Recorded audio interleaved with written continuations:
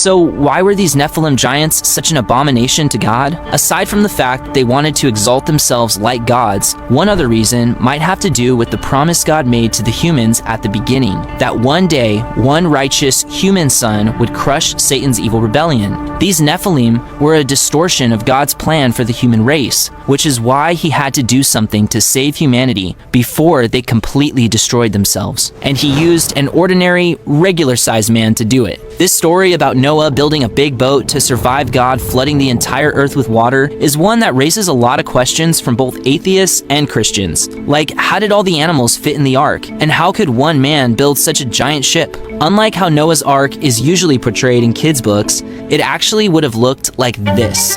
This is a life-size replica of what the good people over at the Ark Encounter believe it would have looked like. Based on the specifications given in the Bible, it would have been about the size of your average cargo ship today. Many scholars believe that Noah would have had about 55 to 75 years to build this massive ship. So, contrary to popular opinion, the Bible doesn't say that 2 of every animal was brought onto the ark. The Bible actually says that it was 2 of every animal after their kind.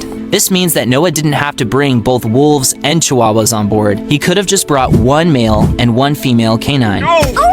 The Bible says that water came down from the sky and up from the ground, flooding the entire earth. God saved Noah and his wife, his 3 sons and their wives, and the animals. Most people don't know this, but one of Noah's sons is about to do something pretty horrible to his dad. First, the floodwaters stop, and Noah offers a gift to God to thank him for saving him and his family. The task he had given the humans from the very beginning: go reflect his image across the entire earth, which Noah's 3 sons, Shem, Ham, and Japheth, started to do. In fact, the Bible says that all the nations of the world came from these 3 sons. For example, one of Ham's sons is literally named Mizraim, which means Egypt in Hebrew. But for some odd reason, one of Ham's other sons, Canaan, is cursed by God. The truth is, this curse only makes sense when you understand what Ham did to his dad Noah.